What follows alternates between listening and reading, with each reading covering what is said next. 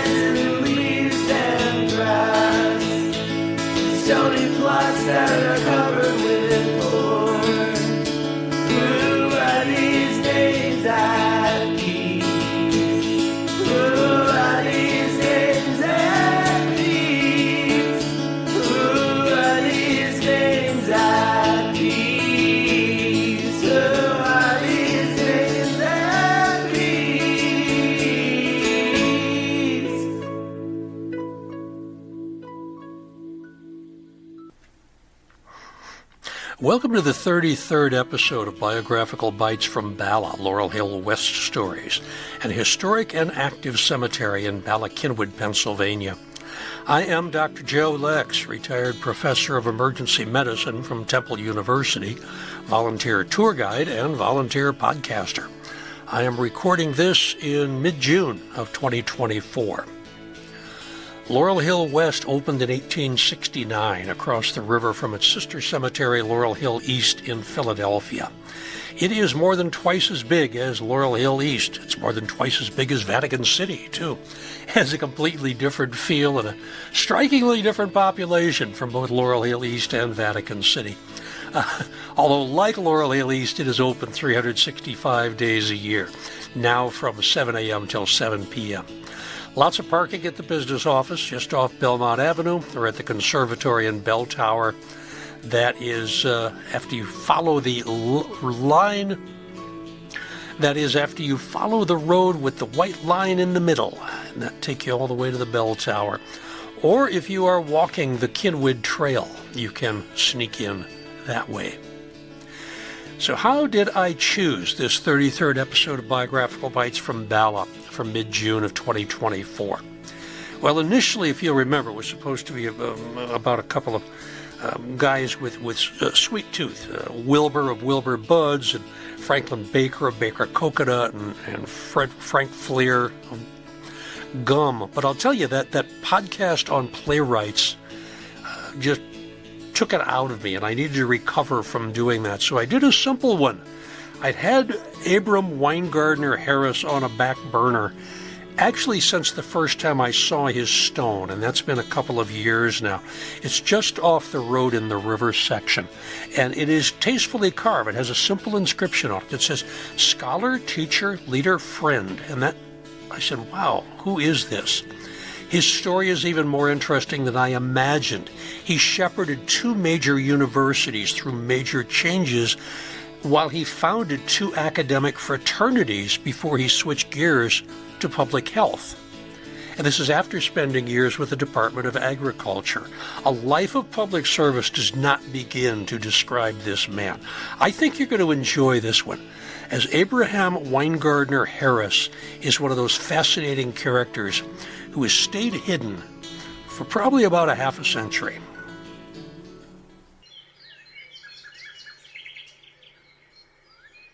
One of the unexpected benefits of the American Civil War was a great leap forward in education.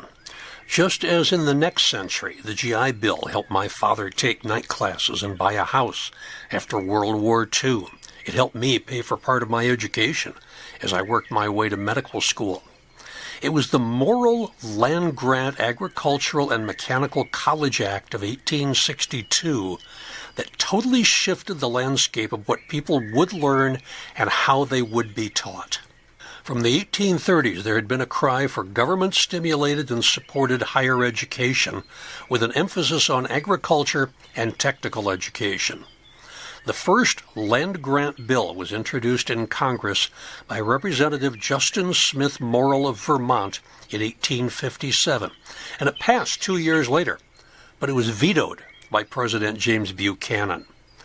Morrill resubmitted his bill in 1861 after several southern states had seceded from the Union. This time it passed easily, and President Lincoln signed it into law in 1862. This law gave every state and territory 30,000 acres per member of Congress to be used in establishing a, quote, land-grant university. More than 17 million acres were granted through this federal land-grant law. In retrospect, nearly 11 million of those acres had been purchased from 245 tribal nations through treaties and violence-based land cessions. States currently in rebellion were not entitled to the benefits of the 1862 Act, but there was an 1890 update which allowed them to join. The land-grant colleges boosted the United States into a position of leader in technical education. Before the Civil War, American colleges primarily trained students in classical studies and the liberal arts. That's why you would go to Harvard or Yale or Princeton or Penn. For the most part, only the relatively affluent could afford higher education, and entrance requirements often required proficiency in the dead languages of Latin and ancient Greek. Now, the first Bachelor of Science degrees, the BS degree, which typically required no Latin, did not even come into being until around 1850. American engineers were mostly educated at the United States Military Academy, so emphasis was on fortress construction and bridges, and their instructors were the authors of most engineering texts of the day. The Morrill Act changed all of that. The congressional debates about the act were largely focused on benefits to agriculture. The mechanical arts were specifically included in the act's language, meaning applied sciences and engineering. The act prohibited spending the endowment on constructing buildings as expensive and unnecessary, so instead the tools for engineering education increased, such as textbooks, laboratories, and equipment. The number of engineers skyrocketed. In 1866, after the Civil War ended, there were about 300 American men who had graduated with engineering degrees from only 6 reputable colleges which granted them, in addition, of course, to West Point. 4 years later, in 1870, there were already 21 colleges offering engineering degrees, and the total number of engineers graduated had tripled to 866. The following decade added another 2,249 engineers, and by 1911, the United States was graduating 3,000 engineers a year, with a total of 38,000 engineers already in the workforce. This is at a time when Germany, which was considered the high mark of education, was graduating only 1,800 engineers per year. The United States had become the leader in technical education in the world just 50 years after passage of the Morrill Act.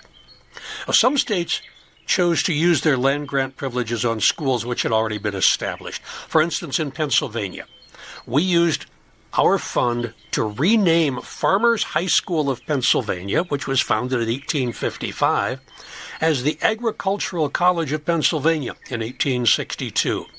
Then in 1875, it became the Pennsylvania State College, and then finally Pennsylvania State University, or Penn State.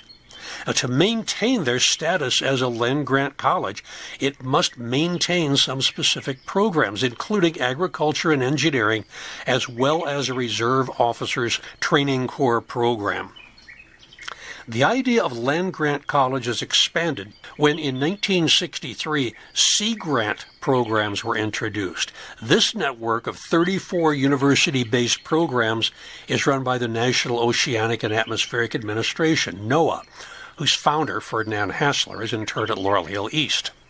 There are also 53 Space Grant colleges and 6 Sun Grant colleges, including Penn State.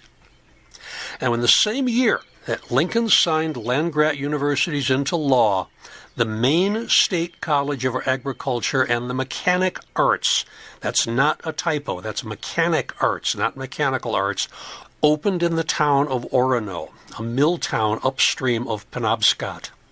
The college grew and added departments: a College of Life Sciences, School of Forest Resources, Colleges of Arts and Sciences, and others.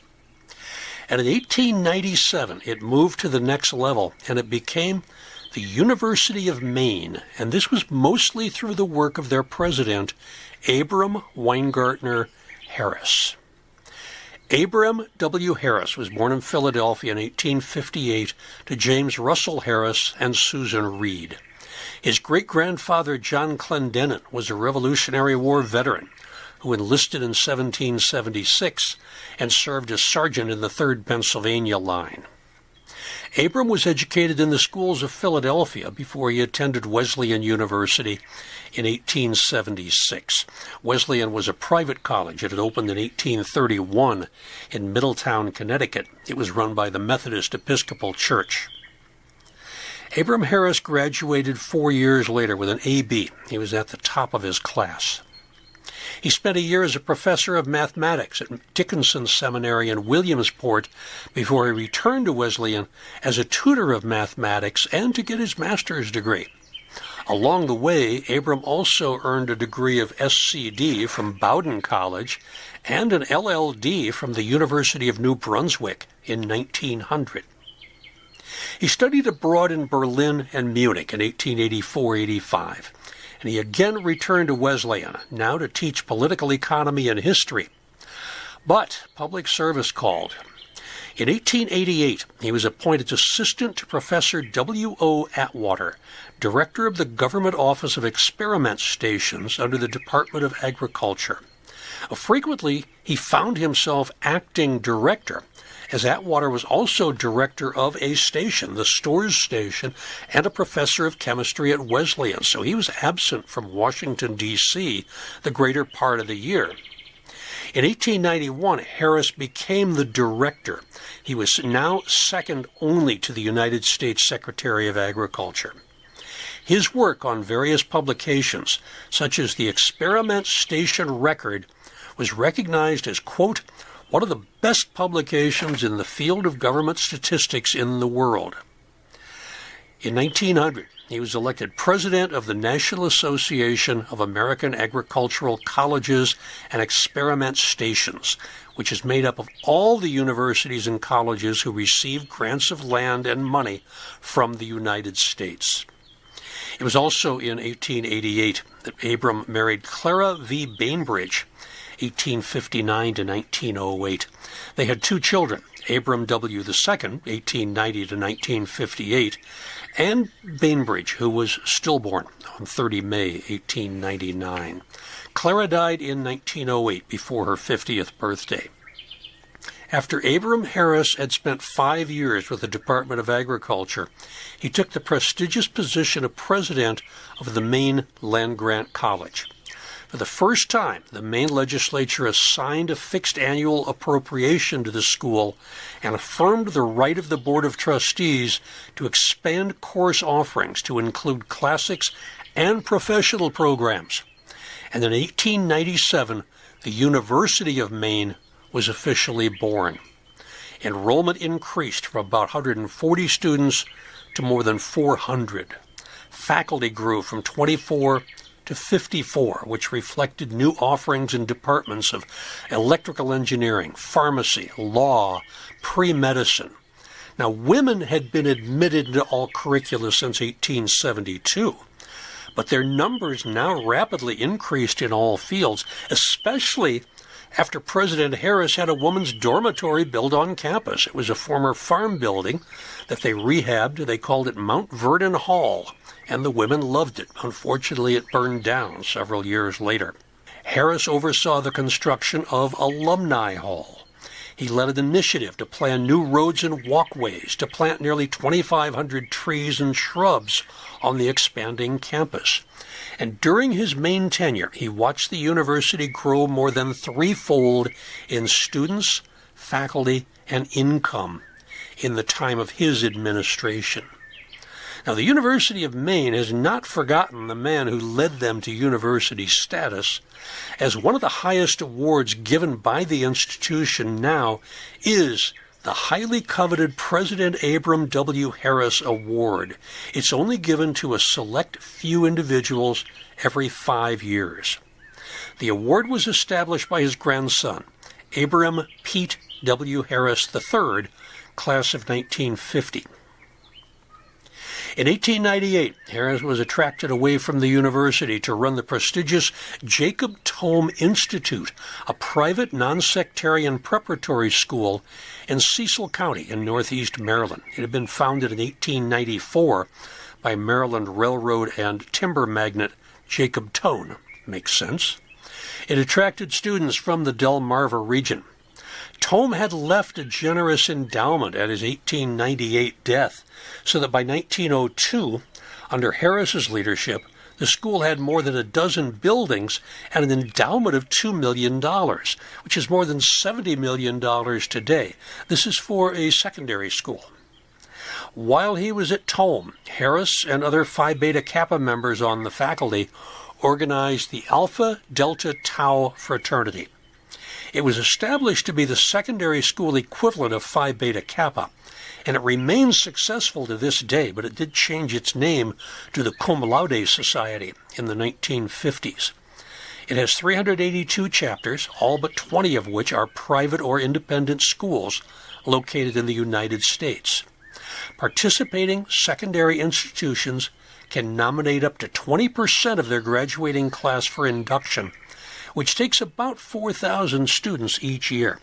Locally, there are Cum Laude Societies at the Agnes Irwin School, Episcopal Academy, Friends Central, Germantown Academy, William Penn Charter, and probably another one or two that I have missed. Abram W. Harris served as president of the Cum Laude Society from its founding in 1906 until his death in 1935. Now, in addition to the Honor Society for secondary school students, Harris was responsible for the establishment of another honor society in 1897, one which attempted to be inclusive rather than exclusive. At this time, in the late 1890s, there were only 2 academic societies in universities, and they were discipline-specific. Tau Beta Pi was for engineers, Sigma Xi was for scientists and engineers. Now, Phi Beta Kappa was a social and literary society that had been founded in 1776. It did not become academic until the late 19th century, and then it eliminated anyone who majored in engineering from being eligible for Phi Beta Kappa. This is still true. If you're an engineering major, you cannot be Phi Beta Kappa. In 1897, the University of Maine undergraduate student Marcus Libby Uran called the first meeting of Lambda Sigma Eta. Later it was named Phi Kappa Phi. This was the first all-discipline honor society. Those selected for invitation into the society would be the top 10 students of the senior class whose rank never fell below the 90th percentile for their 4 years of work at the university. And in all, the society was founded by 10 senior students, 2 faculty members, and university president Abram Winegardner Harris. In 1900, the society became national when new clubs were formed at the University of Tennessee and at Penn State. And that's when the name changed to Phi Kappa Phi. Those are the first letters of the society's motto, which is in Greek, which I will try to anglicize as Philosophia Kretito Photon, let the love of learning rule humanity. That's a great motto. Phi Kappa Phi has had more than 1 million members since its creation, ranging from William Howard Taft and Fernando Marcos to Ruth Bader Ginsburg and Dave Brubeck. But Dr. Harris was apparently restless again. In December 1903, he was on the front page of the Boston Globe as one of the 2 finalists for the presidency of Boston University. This is a Methodist university which had been chartered in 1839. The new leader would replace longtime leader William Fairfield Warren. who assumed the role as Dean of Boston University School of Theology that year. BU had a progressive reputation. It was the first American university to award a PhD to a woman, classic scholar Helen McGill White. First theology degree to a woman, Anna Oliver, whom the Methodist Church still would not ordain despite her degree in theology. The first black psychiatrist, Solomon Carter Fuller, in 1897. Dr. Harris would have been an excellent fit, but the job instead went to William Edwards Huntington, who had been Dean of the College of Liberal Arts for 20 years. They took an inside person rather than an outsider. So he went to the next step on the academic ladder. That was Northwestern University in Chicago, 1906. I know it's in Evanston, but if I say Chicago, most people will know where Chicago is. A lot of people don't know where Evanston is. He was the 8th president of this private non-sectarian school that stood on 379 acres alongside Lake Michigan. Northwestern had been founded in 1850 when the city of Chicago was 17 years old and had 28,000 inhabitants. Growth of Northwestern was slow but steady.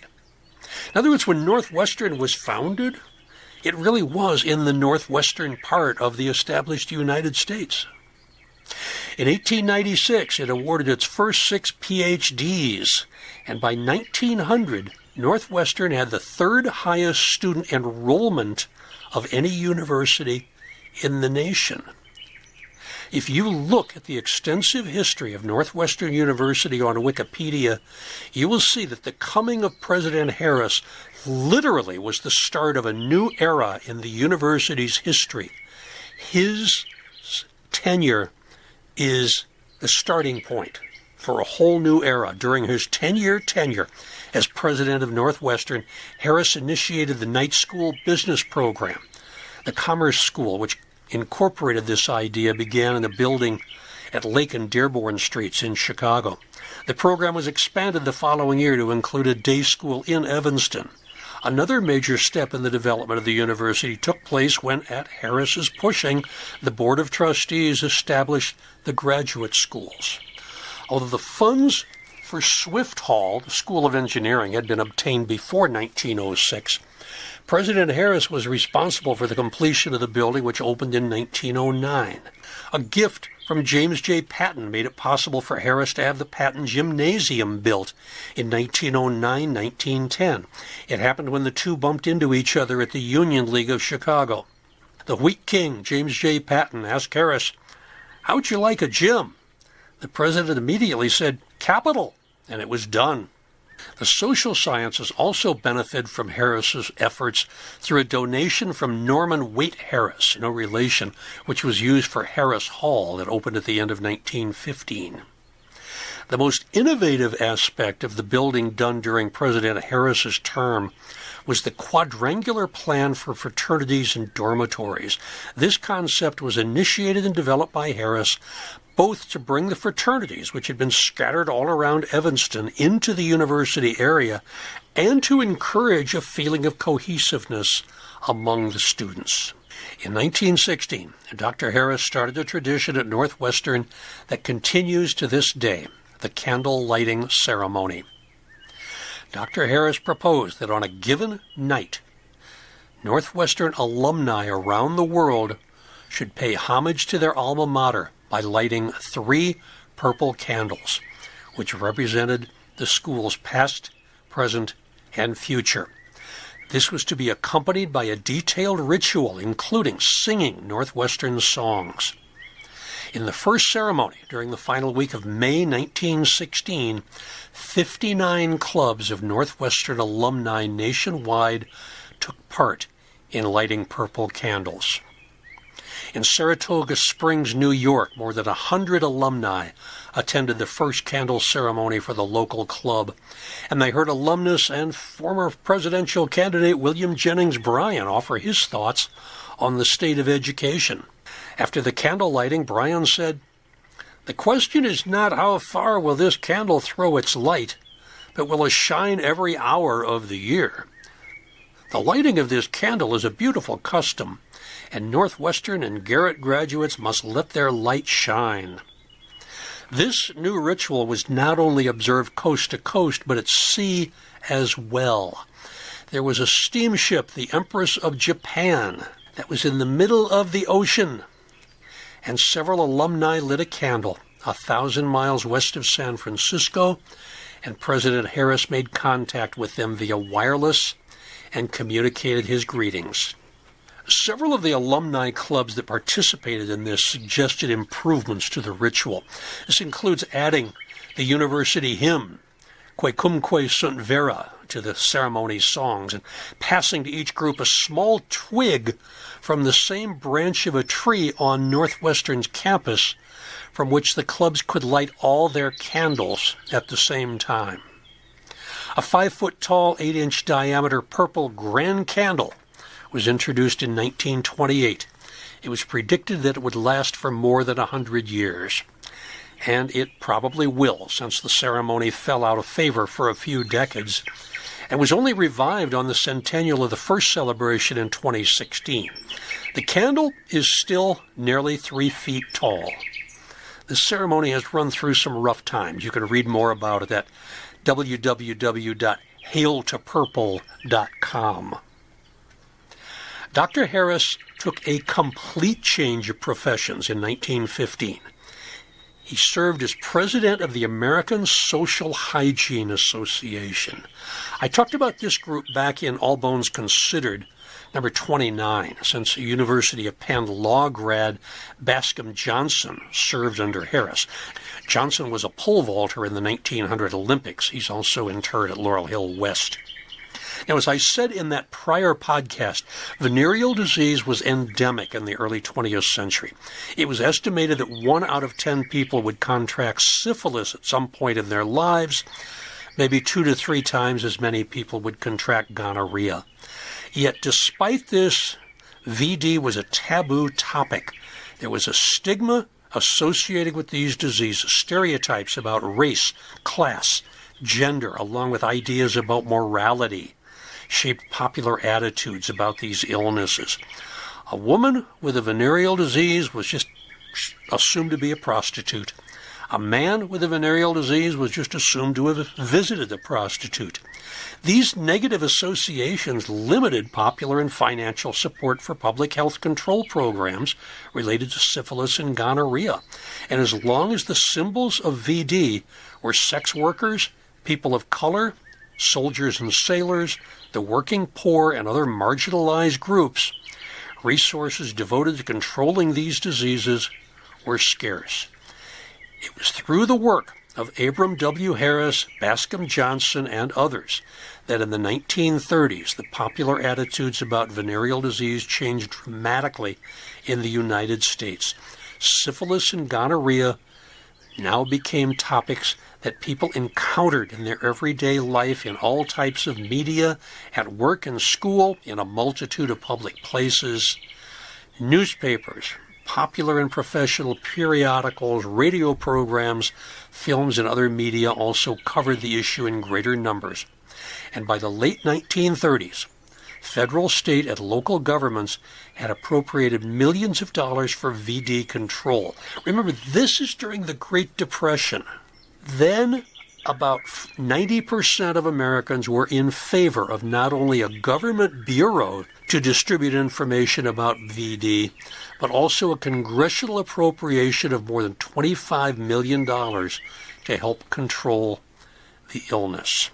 Now, while he was serving as president of Northwestern, he also served as president of the Union League Club of Chicago for the fiscal year 1913-14.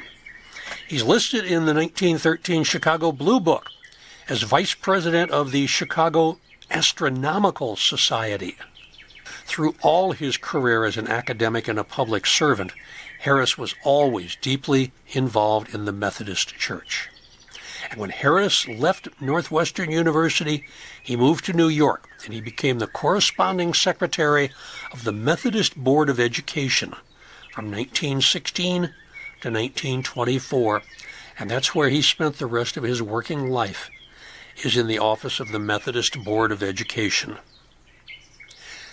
Abram Harris retired to a home in Manset, Maine, where he died in 1935 at age 77, although the Associated Press obituary says that he died while he was visiting at his son's home in Philadelphia. 40 years later, the archivist at Northwestern University found out from family that several boxes of his personal papers were being used as insulation at the main cabin where he had lived, so the archivist drove from Illinois and rescued them for his library. I find no death notice in a Philadelphia newspaper, and only a brief one in Chicago newspapers. It was the Maine newspapers that gave him much better coverage. His stone has attracted me since the first time I saw it. I think it's one of the most tasteful in the cemetery. It is literally just off the road in the river section. I would describe the inscription on the stone as perfect. It says, Abram Winegardner Harris, November 7th, 1858, February 21st, 1935, scholar, teacher, leader, friend.